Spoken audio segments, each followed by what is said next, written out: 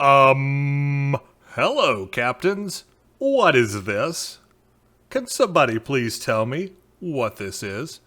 Yes, I have just become aware of this, and I decided to jump on the page here and check this out. This is as of Thursday, May 5th, 2016. Star Trek Online Agents of Yesterday. And this is with the original series logo. Let's read about this. The 50th anniversary of Star Trek is here, and I couldn't be more excited to announce our contribution to the celebration, Agents of Yesterday, the third full expansion to Star Trek Online. Agents of Yesterday will allow players to create a new captain in Star Trek the original series era and will set them on an adventure featuring classic storylines, locations, celebrities, and era-appropriate starships in 2270, the year following the third season of the original series. The player will adventure with Walter Koenig, reprising his role of Chekhov, and Chris Duhon filling in for his father as Scotty. There is a new threat to the security of the Federation, and they are invading with hopes of overwhelming the past to destroy our future. In addition to the ability to create a brand new Star Trek the Original Series Starfleet captain, we will be introducing a new episode arc for players of every faction. The Temporal Initiative Resistance or Reputation, a temporal operative primary specialization, along with brand new bridge officer powers. Players who create their captains during the first 6 weeks of launch will also be able to participate in the new Temporal Agent Recruitment System for bonus personal account-wide rewards, a new iteration of the popular Delta Recruitment System that released a year ago. This release is packed with content to keep you engaged in the classic Star Trek the Original Series era and beyond. There isn't a better way to continue to celebrate the 50th anniversary of Star Trek the Original Series than by creating a Starfleet captain and engaging in some amazing adventures in that classic period. This is only the first of many blog posts with detailed information on everything that's happening with Agents of Yesterday. So stay tuned, and I will see you in game. From Stephen Ricosa, executive producer of Star Trek Online. Well, I didn't see this coming. Actually, this is a huge shock to me. What it is, I don't even know where to begin with this, because it sounds very confusing. It sounds like a combination of many things. It sounds like the combination of an expansion, the combination of a reputation system, the combination of that something that was similar to the Delta Recruit thing, which I don't even know what to call what that was. Something time travel, obviously, because the game takes place in the 25th century, so how can we have an arc that takes place in the past? Is that going to be, how does that tie in with normal missioning now on a regular character? Are they going to integrate this into that storyline? I've got so many questions. I don't know where to begin. So I guess let's first dissect this just a little bit and let me kind of talk through this and ask some questions, and maybe we'll get some commentary in the comments section. Feel free to post your thoughts and ideas on these questions and possible answers for what is happening here, because I am a little confused. Well, more than a little confused. All right, let's start here. First of all, it's the 50th anniversary of Star Trek. That's awesome. That's good. And I guess this is Star Trek Online's way of honoring the 50th anniversary. To that, I say kudos. I think that is well played. They needed to do something. This is the only Star Trek MMO that's out there, so it needed to carry on that mantle of Star Trek and being the 50th anniversary. Big deal. Good job on that. Okay, now how are they going to approach that? Well, they're approaching it with this thing called Agents of Yesterday. Now, it says here in this line, Agents of Yesterday is the third full expansion to Star Trek Online. So if we go by the terms they've used in the past for expansion, and this being the third one, that would mean the first one was the Romulan expansion. That's where we got the Romulan faction, although some call it a semi-faction or half-faction because of the reason that it requires you to join with the Federation or the Klingons after you play it, or during your playthrough of it. Actually, it's like after the first mission arc. In fact, at the end of that first mission arc, you have to make a decision: are you going to align with the Federation or the Klingons? Whereas if it were a full faction, then it wouldn't have that alignment. You would just be, the Romulan Republic, or even the Tal Shiar. They could have given us that option, and that would have been cool. Unlike the Federation, where you are just a Federation officer and you don't align with anything or anyone else. You're just Federation from start to finish of that storyline. Same thing with Klingons. You are a Klingon from start to finish of that storyline. But with the Romulans, you're not. You start off as a Romulan with the Romulan Republic, but then yet you still have to pick a side, the Federation or Klingons. So many people call that a half or semi-faction because of the fact that it's not a Romulan faction from start to finish. It relies on it has a reliance on the Federation or Klingon faction. So I can see their point on that, and I agree with them. I believe it is only a semi-faction. However, it was still a good expansion. It brought a lot of new missions. You play those Romulan missions. They are pretty fun. It brought a lot of new content, new ships, the ability to play, even if it is a semi-faction, the ability to play it. So it was a pretty good addition to the game. Could have gone further, but it was still a good addition. Then you have the second expansion, which is Delta Alliance. Now, some will argue that was probably maybe a smaller expansion because it didn't introduce a new faction. It didn't allow you to play as a new faction. However, what it did bring was a lot of new missions. And in fact, the storyline on that one is pretty in-depth. And it has grown since it came out because they added a few more missions even after it came out to that storyline. So it grew, and it has become a very good addition to the game, but some might consider that not a big expansion and maybe a smaller expansion than the Romulan one was. So anyway, that is still considered an expansion. So now we have a third expansion. This is really unheard of because back when this game was really struggling for those first few years, it was really questionable that this game would ever have any expansion at all. And then we had the first one, and that was cool. And then we had a second one, and now we're having a third one. So you do have to kind of give it to the guys here, guys and girls, for giving us these three expansions, because that is kind of something that people didn't think would ever happen in this game, and it has. Anyway, the question here on this third expansion is going to be, how big is it? And that comparison is going to come up. People are going to compare it to the first one. They're going to compare it to the second one. So how big is it going to be? What kind of content is it going to be? For example, the first expansion was a new faction, a playable faction, a new starting home world, new ships, and that sort of thing. The second expansion was basically a new storyline element, a whole new storyline arc. And while it did bring some new ships and stuff, it didn't bring anything new to the table in terms of playable factions and that sort of thing. So now the question is, what kind of expansion is this? Is this going to allow us to have some kind of new playable faction ability?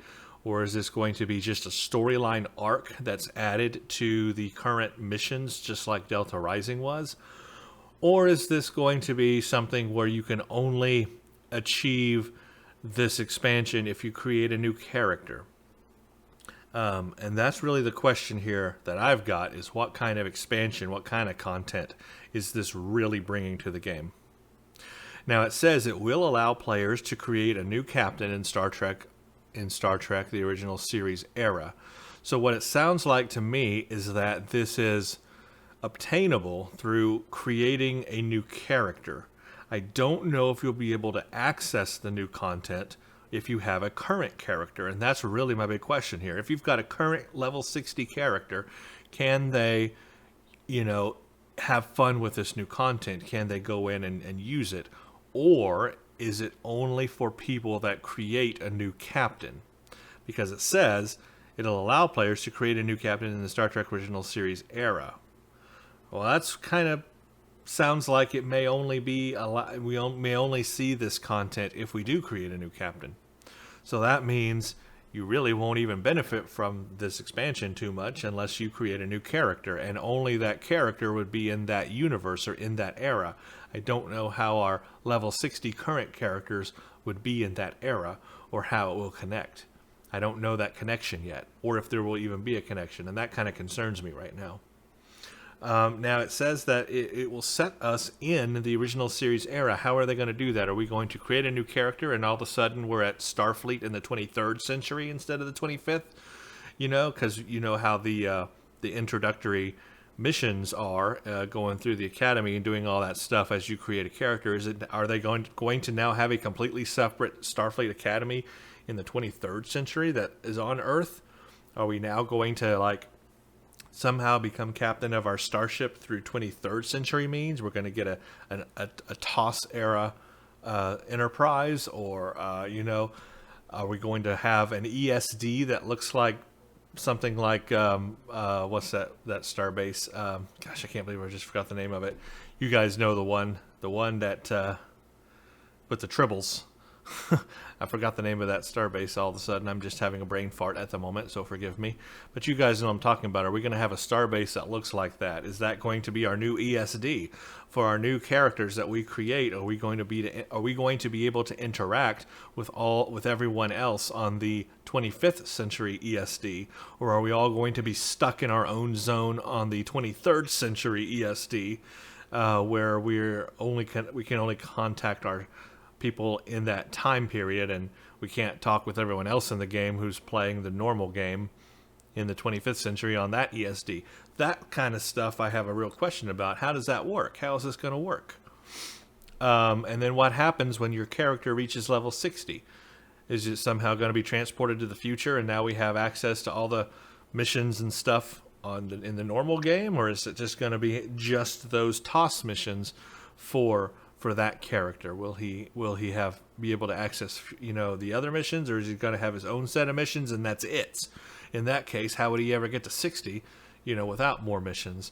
So a lot of questions there how this is going to be done. It does sound like they are bringing in a lot of things: locations, celebrities, era appropriate starships. They've got some voice actors here. Walter Koenig, we all know him. He was Chekhov. He also played a role on Babylon 5. He's a great actor, so I'm looking forward to his voice acting in this. That's pretty cool.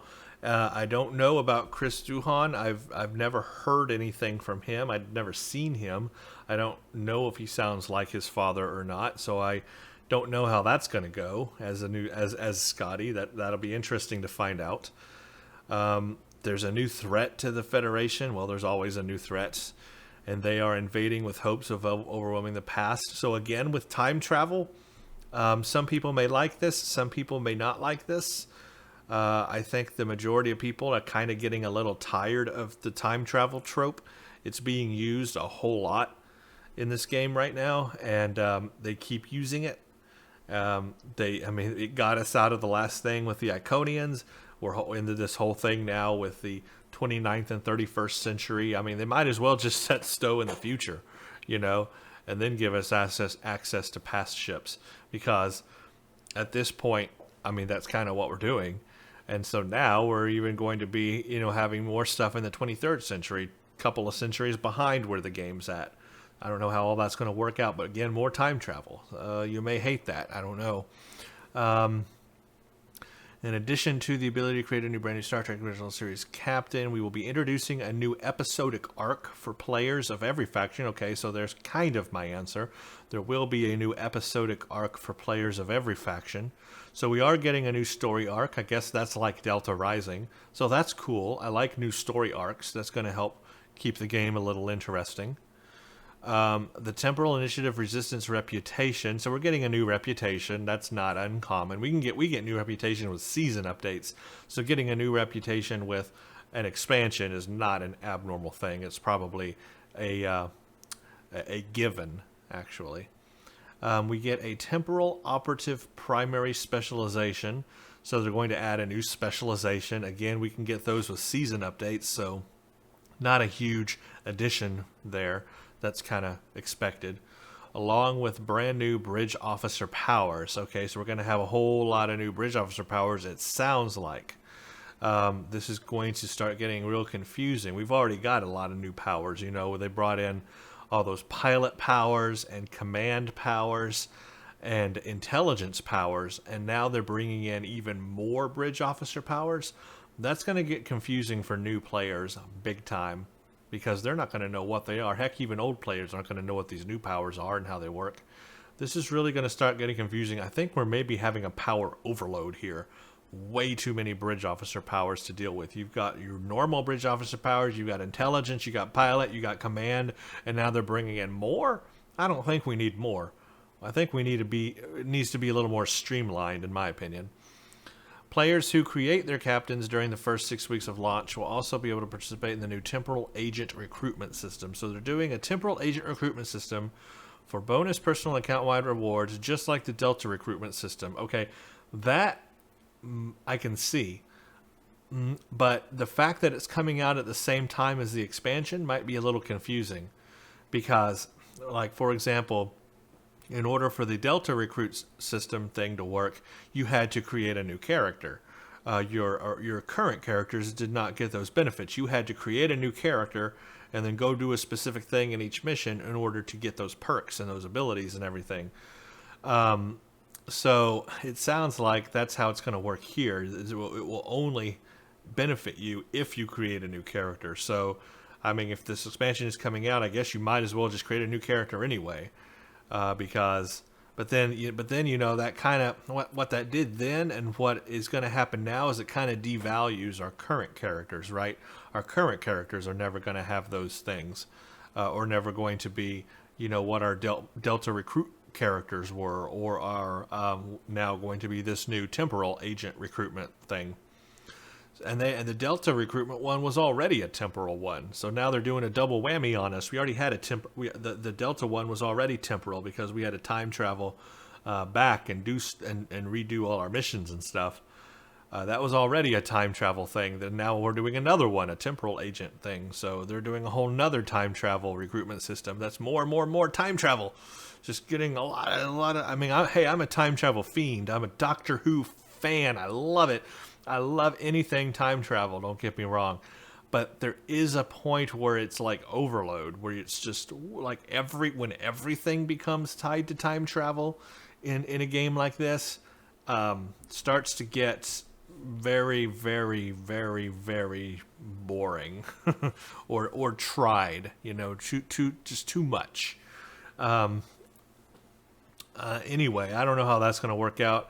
The release is packed with content to keep you engaged in the classic series. So somehow they're really integrating the classic series into 25th century Star Trek Online. How does that work? How do you do that? Wow. I don't know, guys. There is a trailer. I have watched it. I'm not going to play it here, but I do. Well, maybe I'll play it at the end of the video. But I do recommend you go watch it. You can watch it on your own. I don't know how long it is. It's only a minute long, so it's not very long. Go watch it, and what I saw in it impressed me in terms of recreating old Star Trek scenes, like the Doomsday Machine. There was a Gorn and Captain Kirk scene.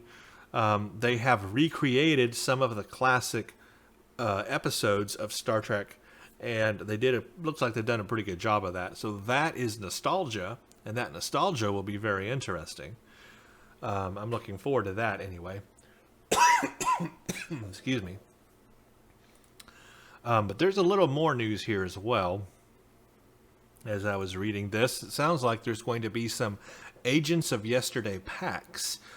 They want your money on this expansion, just like the other expansions. You can pay to get more stuff. basically. Now, I don't think you have to pay to play the expansion stuff, but if you do pay, you're going to have more stuff than other people. And by stuff, I mean ships, and mainly ships, as you're about to see.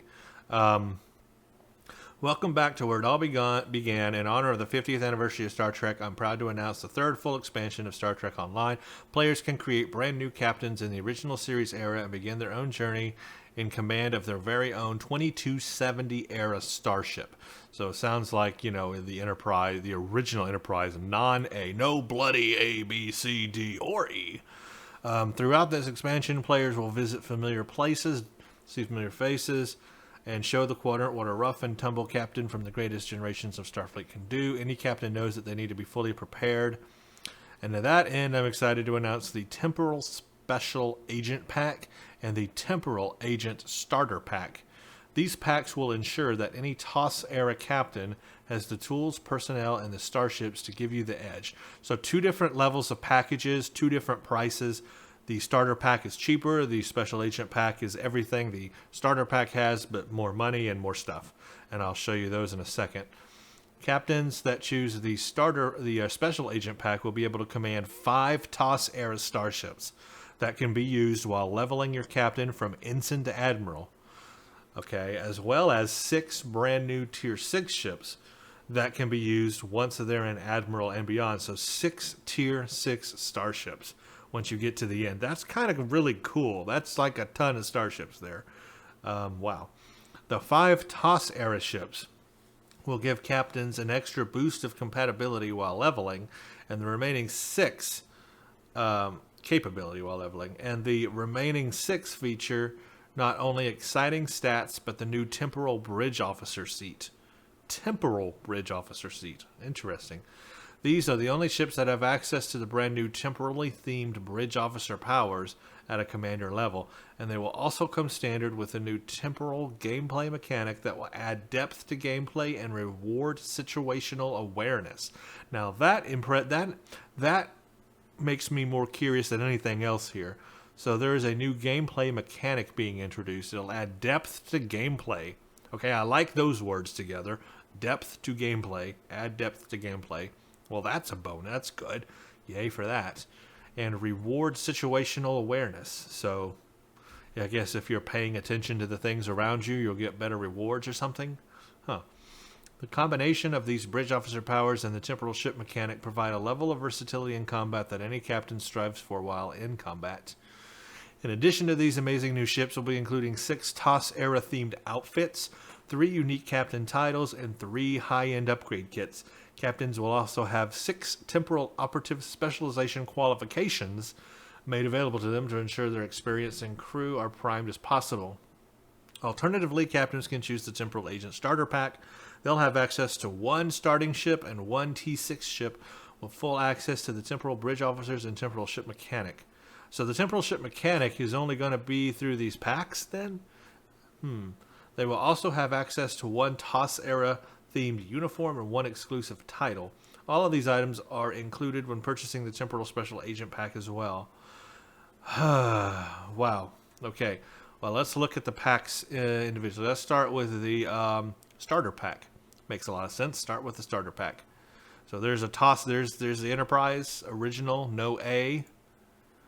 That looks like the Enterprise something. I don't know what that looks like. Almost like an Enterprise J, but not quite there yet. Huh. And then some torn Starfleet uniforms. So temporal ships are what these are called. These are called temporal ships. Now why? I don't know. Let's see. You get a Tier 1 Constitution class, a legendary 23rd century Starfleet vessel. The Constitution class cruiser regularly went where no one has gone before. A durable, versatile ship. It handled a variety of missions, including exploration, first contact. So it didn't say anything about what makes it a temporal ship. But then the Tier 6 one, it definitely says it's a temporal battle cruiser Paladin class. Drawing inspiration from the 23rd century Ranger class, the Paladin class battlecruiser is very tactically focused. It features a potent weapon platform and a number of sophisticated maneuver systems that make the Paladin a remarkably agile vessel of its class. And there's a picture. So that does look like a modern ship. Doesn't look like a TOS era ship. TOS uniforms, the classic, the original series uniforms. Title, Temporal Agent. That's basically the starter pack. What does it cost? $20. So for $20, you get a Tier 1 Connie. You get a Tier 6 Temporal Battle Cruiser that you can use once you hit max level, or level, I guess level 50 Admiral, or whatever it is. And then, or maybe 40. 40 is Admiral, isn't it? So I guess level 40 use Tier 6 ships? Nah, certainly not. I don't know. Whatever. Tier 6, just what you get. You get uniforms and a title. $20. I don't know, guys. Is that worth it? Is that worth $20? Sounds a little expensive for 2 ships and some uniforms. But, I don't know. What do you think? Let's look at the other pack. Where are we? Here we go. The bigger one. Okay, this one's $130, guys. Look at that. $130. Boy, you better get a lot with this. Let's look at the pictures first, because they're always pretty. Okay, there's a Connie. There's the torn uniforms. Wow, okay, that's that. Wow, that's that. That's really interesting. That's also interesting. The ships look good. I got a lot of ships, that's for sure. I probably skipped a few. Let's go down and look here. Wow. Okay, it says here, the items in this pack purchased individually total $270. So if you bought these things individually, it cost you $270. But it looks like for a limited time, there's a 52% discount. So for $130, you get all this. Normally, it'd be $270 if you bought these things separately. So you're getting a discount. You get the T1 Constitution, the same thing the other thing said. There's a picture of it. So that's that. You get a Tier 2 Temporal Science Vessel, Daedalus class. A starship designed from the early years of Starfleet, the Daedalus class science vessel still serves with distinction. Okay, so this is there is a 25th, or not 25th, but a 24th century version of the ship that you get to fly, you know, normal. It's a science ship. It kind of looks like this. So this is basically an older version of that ship, really. And what did it say? Is it science? Yeah, it's science vessel. So yeah, this is an older version of that ship that you get. Okay. Then you get a Tier 3 Temporal Escort Perseus class. A versatile escort from the 23rd century, the Temporal Escort incorporated several state-of-the-art systems for the time, including the M6 computer, designed to provide rapid tactical analysis of the battlefield. The M6 had none of the troublesome drawbacks of its infamous predecessor. I like the deflector dish on it. The Tier 4 Temporal Cruiser Gemini class. Known for a distinctive set of 4 warp nacelles, the Gemini class temporal cruiser inspired future Starship engineers when designing the Constellation class cruiser. So yeah, you can see where the inspiration, where these come from. I mean, it's basically an earlier version of these ships that we've seen. Basically. A Tier 5 Temporal Battle Cruiser Ranger class. The Agile Ranger class was one of the most respected battle cruisers of the 23rd century. A tactical powerhouse, the Ranger was built for combat resolution. As a result, these vessels were often deployed on the front line in conflicts with the Klingons and Romulans. So it's like a battle-hardened Enterprise. Really. That's what it looks like. Just a battle-hardened, more weaponry, more defense, probably. I like the design, I guess. Now we come to Tier 6 ships. We get a Temporal Science Vessel Nautilus class. Inspired by the 23rd century Daedalus class, the Nautilus class packs a tactical punch for a science vessel. Okay. Starfleet incorporated several new systems on the Nautilus, many of which involved nanotechnology developed in conjunction with the Borg Cooperative. So this has like Borg Cooperative technology built into it. It's got an interesting design. I mean, I would like to try it out. What kind of ship was it again? It's a science vessel, yeah. So I definitely have to try it out. I'm a science guy. So I got to try that ship out, see what it's like. Then you have the T6 Temporal Escort Theseus, a futuristic take on the Perseus class of the 23rd century. The Theseus class escort utilizes an advanced science suite along with tactical systems. These powerful instruments augment the temporal weaponry found aboard the vessel, making its stout offensive even stronger in battle. So they do have temporal technology. What a very flattened design. These look better than the intelligence ships did. I'm going to give it that. You guys know how ugly the intelligence ships were. So this is a better design than the intelligence ships, at least. Colors are a little wonky. They're very yellow. They got that yellow in it. I don't think the yellow goes. Take out the yellow and be all right. I guess hopefully we can change colors. Now we have the Sagittarius class. Influenced by the legendary Gemini class, the Sagittarius class cruiser is a force to be reckoned with. Designed with team tactics in mind, the cruiser is known for sharing its strength with fleet mates. Basically another quad nacelle design. Now this one does look a lot like the Enterprise J in terms of the saucer. Now the engines aren't, because the J had really high sweeping, very thin nacelles up on top, and it was a twin nacelle design, not a quad.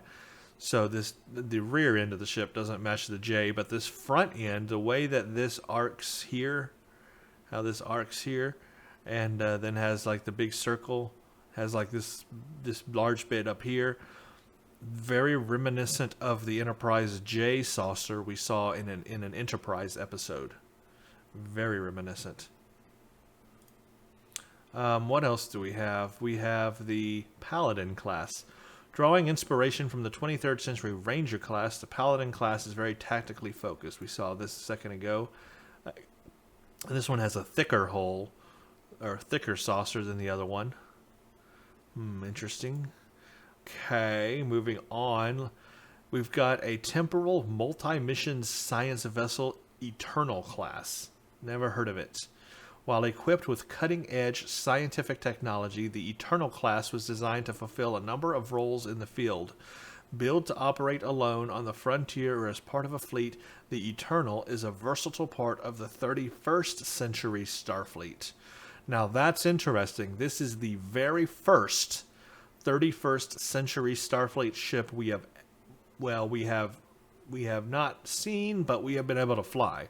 Because the pod that Dano used in that mission, I forgot the name of, Caldano, he used a pod that was from the from the 31st century. Remember, it was bigger on the inside. It has dimensional technology, so it's bigger on the inside, just like the TARDIS. But that was just like a shuttle. That was a small little shuttle. This appears to be a full flyable ship we're going to have. Now, they've never shown a 31st century ship in Star Trek, the TV series. Never, ever. Even in Enterprise. Daniels is from the 31st century in Enterprise, but we never saw any of the ships that he used in the future or whatever in that time period. All we've seen are 29th century starships. We saw those in Voyager. We saw the Wells class. So this has to be a completely homegrown design by Cryptic to design a 31st century ship. And I can tell from this design, they have basically just taken the Wells and remolded it. I mean, this is so obviously a 29th century Wells class reshaped, remolded is what they've done here. And they've tried to make it look like a 31st century starship would. Now, I don't know that it would, because we've never seen one in Star Trek. So, this is just them making up a design. I don't know if it'll be canon. I don't know what, but this is a Cryptic design. This is not a, creators of Star Trek, the series, or anything design. So, that's something. Now, I'm looking forward to trying it out, because I am a person that likes, like I said, all the time travel stuff and future ships and all that kind of stuff. So, of course, I'm going to fly it. Of course, I'm going to try it. I have to.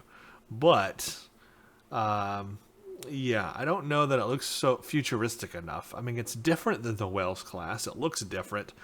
But I think even between the 29th and 31st century, that's 200 years of advancement. So you would think that in 200 years, the ships might look maybe a little more different, maybe more organic, maybe the hull is more like a living hull, or a hull that's able to repair itself with nanotechnology or whatever, something a little different. I don't know, but hey, I'm gonna check it out. I'm gonna fly it anyway. I just don't know how I feel about it quite yet. It's different, but I don't know if I like it or dislike it yet. I like the idea of flying a 31st century ship, but the fact that it's not, really made by the showrunners and more so cryptic, I don't know how I feel about that. Then there's a Tier 6 Temporal Raider Ouroboros class. This raider from the future puts fear into the hearts of her enemies, and Ouroboros brings potent weaponry and tactical systems to the fight in whatever era she's developed in, making the Raider a valuable asset in the Temporal Cold War. Now, this is, again, another cryptic design. Never heard of this or seen this. Now, this design I like. Yes, it completely reminds me of a Batwing. It's Batman could be flying this ship. That would be great. But I like the design on this. The color is bad. The color is terrible. It looks like a toy ship. But the design is good. Now, what I don't like is this impeller thing sticking out the back of it. Way too long. They need to bring it in and make it a lot shorter. I hope we can get rid of that in the visual design. Maybe there's an option to turn that off, because I think that's kind of stupid sticking out there. Looks like it's dragging a wiener behind it. I don't know. It's not very good. I don't like that. They did some silly stuff with the intelligent ships too. Like the science ship has this weird little thing on it that's just so stupid. And it looks like it's flying upside down. They sometimes they do this in their designs. They do little stupid things like that. I don't mind a little piece on the end here, but they need to shorten it. They need to bring it down to here instead of making it stick out so long. That just looks stupid. But I'm interested to fly the ship a bit and see what it's all about. You get TOS uniforms, and Andorian uniforms, even Tellarite uniforms, Vulcan uniforms, Mirror Universe, and Command Tunic. You get 6 temporal operative specialization qualifications, 3 high-end upgrade kits, a temporal agent title, chrononaut title, and time traveler title. And all of that is $130. You guys tell me if that's worth it, because I really don't know, obviously. I mean, it seems like they're throwing a ton of ships at us. It's going to start really getting confusing in this game. Really confusing. And more bridge officer powers on top of that. Yeah, let's confuse things even more. Okay, so, and there's no information about their reputation or anything else yet. I'm sure everything will come in time. It just says this is coming out in the summer, but it doesn't say when. We are at the beginning of May, so summer is right around the corner. We got June, we're a month from June, and then we got July, August. I would say, if I were to wager, I would say this is maybe going to be out sometime in July. Middle of summer might be a good time. They still have the whole summer, event to work out, the RISA thing they usually do, so I don't know, when that's going to start up. But I don't know what to think of all this yet. Obviously, the expansion can be played without buying those packs. You just won't have those ships, I guess, so I don't know what ship you would get as your starter ship without buying the pack. I really don't know. I don't want to spend $130. I don't have the money to do it. I do want the ships. But I don't know. I didn't buy the Delta Recruit. The Delta Alliance pack either. I did not buy that. So I probably won't buy the pack. But what I'll do is just buy each ship, as I can, review them in the future over time. Obviously, one a month is not so bad. So I might stretch it out like that. I don't know if I'm going to buy the pack. It sounds cool, but I just don't have the extra money, That's kind of how that goes. Anyway, this is coming, I guess. I mean, it's going to be a thing. How it's going to integrate, I don't know. I really have a question with what's going to happen with our level 60 current characters that we have in the game. What's going to become of them? I have this, here's what happened with my Delta Recruit characters. This is what I know. I created and did a Delta Recruit thing when it came out. I might have even recorded videos for it. I'm not sure. But I did the whole Delta Recruit thing, right? Well, ever since that ended, I have not once logged on to my Delta Recruit characters. They just sit there, and they have not evolved or advanced since I created them. Is that what's going to happen with the character that I create now for Agents of Yesterday? Is that a character that I'll create and play through to the end and then just leave there and never open them up again? And just go back to my normal regular characters I have now, which are all level 60 and kind of op? I mean, my characters are doing really good right now. They're doing good damage. I can play anything in the game with them. They're kind of where I want them. So they're the ones that I want to play with. So, why would I create a new character and then just abandon them? Well, I wouldn't. And it would take me so long to get that new character to the level that my current characters are at. I mean, this is like 5-6 years of playing on these characters. I've, built them up quite a bit with a lot of stuff.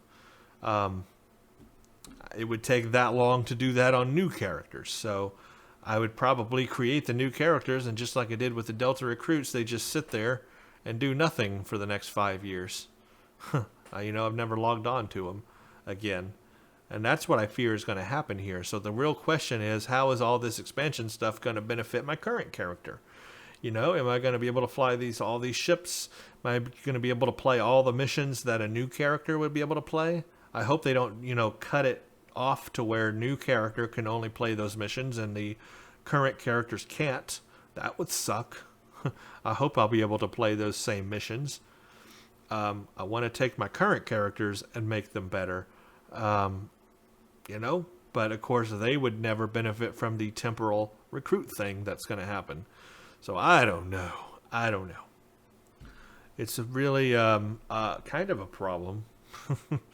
I mean, you really kind of have to dedicate your life to playing this game to benefit from all this stuff they're doing or throwing at us, or wanting to create new characters. They need to figure out a way to benefit our current characters rather than having to create new characters to get those benefits, and then it only apply to those new characters. That's kind of like a scheme, really, to get you to play new characters and spend the next 5 years building those characters up so you play the game more. That's what it is. It's a scheme. They want you to play in the game more. Well, anyway, let me know what you guys think of all this in the comments. I don't know what to expect, what's coming, what's happening, what's going on. What is this world coming to? I just don't know. But I guess we'll all experience it together and find out what is in store for the future of Star Trek Online. At any rate, if it's fun, if it's interesting, if it's worth it, worth my time, I'll make videos about it. So, if there's a benefit to doing a quick run-through maybe as a temporal agent, yeah, I'll make some videos. Sure, why not? If leveling up a new character, you can do stuff, play in the new episodes, I don't know. Yeah, I'll make some videos. I mean, why not? So, we'll see what happens. Yeah, that's where I'm going to leave it at. So, stay groovy, captains. Stay vigilant. See ya out there. Have fun.